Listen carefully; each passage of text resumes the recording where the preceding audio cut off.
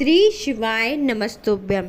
श्राद्ध पक्ष, पितृपक्ष, ये 16 दिन सभी को पता है कि बहुत ही खास और विशेष है। और आज की कथा में गुरुजी ने कह भी दिया है कि जो लोग मानते हैं कि ये 16 श्राद्ध के दिन अच्छे नहीं होते, कोई शुभ कार्य नहीं कर सकते, तो ऐसा मानना गलत है, बिल्कुल गलत है। कहीं ऐसा नहीं लिखा है, ऐसा नहीं है कि 16 श्राद्ध में कोई शुभ कार्य नहीं कर सकते और 16 श्राद्ध अच्छे नहीं होते।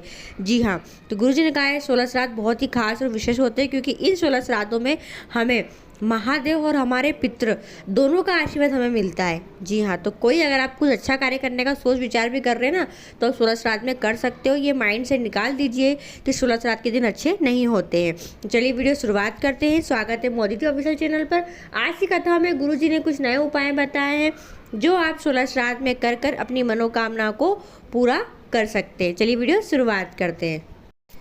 पहला उपाय, गुरुजी ने कहा है अगर आपको किसी ने बता रखा है कि आपको पितृ दोष है या काल्प सर्प दोष है या अन्य कोई दोष आपको लगा हुआ है, घेर रखा है दोषों ने आपको, और आपका कार्य नहीं बनता है, नहीं हो पाता है, या फिर आपकी कोई ऐसी मनोकामना है जो काफ़ी समय से पूरी नहीं हुई है और जिस मनोकामना के लिए आपने कई प्रयास करके देख लिए, कई जगह जाके देख लिया है, फिर भी आपका कार्य नहीं हुआ है, कई उपाय करके देख लिए, तो 16 श्राद्ध में आप यह विशेष उपाय अवश्य कीजिएगा। जी हाँ, ये बहुत ही खास और विशेष उपाय है और एकदम नया उपाय है।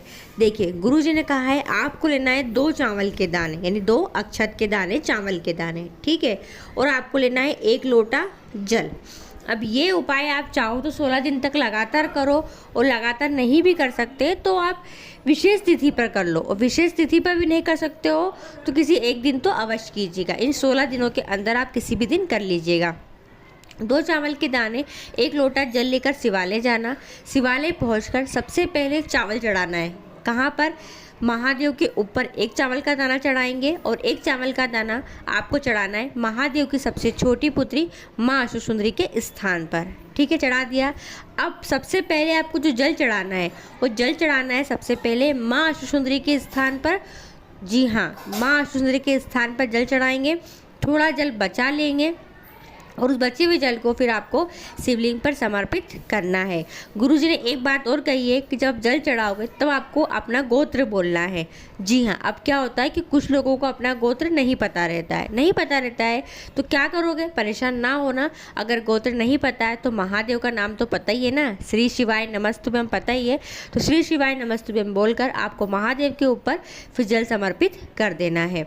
बहुत ही विशेष और खास उपाय, करके देखिएगा, कितना भयंकर पितृदोष क्यों ना हो, उसे मुक्ति आपको मिल ही जाएगी। दूसरा उपाय आपको लाइव करना है। जी हाँ, लाइव कैसे करना है?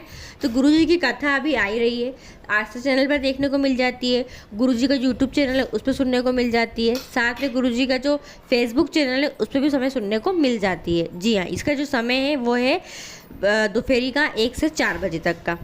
ठीक है, गुरुजी ने कहा है जब आप कथा सुनो तो आपको केवल एक उपाय करना है। जी हाँ, करना क्या है? आपको अपने सीधे हाथ की हथेली पर 1 चावल का दाना रखना है। जी हाँ, 1 चावल का दाना रखना है, और चावल के दाने को रखकर आपको कथा को सुनना है। 1 घंटे सुन लो, 2 घंटे सुन लो, आधा घंटा सुन लो, जितने देर सुन सकते हो सुन लीजिए। जी हाँ, कथा को सुनना है। कथा सुनने के बाद उस चावल के दाने को आपको अपने मटके के पास, यानी अपना जो परिंदा है जहाँ पीने के बर्तन रखते हैं, वहाँ पर उस चावल के दाने को रख देना है। जी हाँ, अब प्रयास कीजिएगा कि जो 5 दिन की कथा अभी चल रही है वो 5 दिन की कथा पूरी सुनो आप, यानी 5 दिन तक सुनो। अगर 5 दिन तक नहीं कर पाओ तो 1 दिन तो आप करिएगा। उस चावल के दाने को फिर क्या करोगे? या तो अपनी छत पे डाल दो, या पंछियों को आप डाल सकते हो। जी हाँ, 5 दिन तक 5 चावल के दाने इकट्ठे कर लेना, फिर उसके बाद डालना है। और अगर 5 दिन तक नहीं कथा सुनते हो, 2 दिन सुनते हो, 2 दिन इकट्ठे कर लो और फिर डाल दो।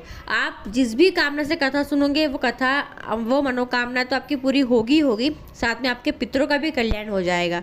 जी हाँ, पूर्वजों का भी कल्याण हो जाएगा। साथ में गुरुजी ने ये भी कहा है कि जब आप कथा सुनो ना, तो आपके घर में जो बड़े पूर्वज है जिनके फ़ोटो वगैरह लगे हुए हैं, तो उन फोटो को अपने पास रखकर भी आप कथा को सुन सकते हैं। जी हाँ, और ऐसा नहीं कर सको तो चावल के दाने रखकर भी आप कथा सुन सकते हैं। तो यह विशेष उपाय घर बैठ के ही करना है और 1 चावल के दाने से ही करना है। तीसरा उपाय, गुरुजी ने कहा है श्राद्ध पक्ष, पितृपक्ष में गाय माता को रोटी खिलाने का, पानी पिलाने का बहुत महत्व होता है। जी हाँ, अगर कुछ नहीं भी कर सको तो यह अवश्य करो। अब जब आप गाय माता को रोटी खिला ही रहे हो तो गुरुजी ने उपाय बताया है जो धन संपदा वृद्धि करने वाला है, मनोकामना पूर्ति करने वाला उपाय, उस उपाय को भी कर लेना। करना क्या रहता है, देखिए आपको लेना है 2 रोटी। जी हाँ, 2 रोटी लो और दोनों रोटी के बीच में आपको मीठा रखना है, यानी कि रोटी के ऊपर रोटी रख के मीठा नहीं रखना है। 2 रोटी लोगे, पहले एक रोटी रखो, उस पर गुड़ रखो, फिर एक रोटी रखो, यानी गुड़ को नीचे दबा दो, रोटी के ऊपर रोटी, बीच में गुड़ को रख के उस रोटी को आपको फिर गाय माता को खिलाना है। और जब गाय माता को खिलाओगे तब आपको एक नाम ले लेना है। वो नाम क्या है, तो वह नाम है विषकपि या वृषकपि। जी हाँ, विषकपि या वृषकपि नाम बोल के और गाय माता को रोटी को खिला दो, बस इतना सा करना है। और अगर आप ये भी नहीं कर पाओ तो गाय माता के गौशाला चले जाओ, एक बॉटल में जल ले जाओ और वो जल उनके पानी पीने वाले में डाल दो। बस इतना भी कर देते हो ना आप, तो आपकी सारी समस्याएं दूर हो जाती है। तो ये विशेष उपाय है जो आप श्राद्ध पक्ष में, पितृपक्ष में करने का प्रयास अवश्य कीजिएगा। इस वीडियो का आखिरी और अंतिम उपाय देखिए, कोई बड़ी बीमारी आपको घेर रखी है या कोई बड़े कष्ट है, कोई परेशानी, दुख से घिरे हुए हो आप और बहुत परेशान हो गए हो, ये सर्दी की, एलर्जी की कोई समस्या है, कोई भयंकर बीमारी है, ये कोई दुख है, कोई समस्या है, तो आप क्या करें, एक चावल का दाना लें और उस चावल के दाने को सीधे हाथ की हथेली पर रखें। हाँ जी, हथेली पर रखकर आपको अपने मटके के पास जाकर खड़े हो जाना है, यानी जहाँ आप पीने के बर्तन रखते हैं वहाँ जाकर आपको खड़े हो जाना है। खड़े होकर आपको पार्वती जी की नानी जी का नाम बोलना है। क्या नाम है, स्वधा स्वधा स्वधा। 3 बार नाम बोलेंगे।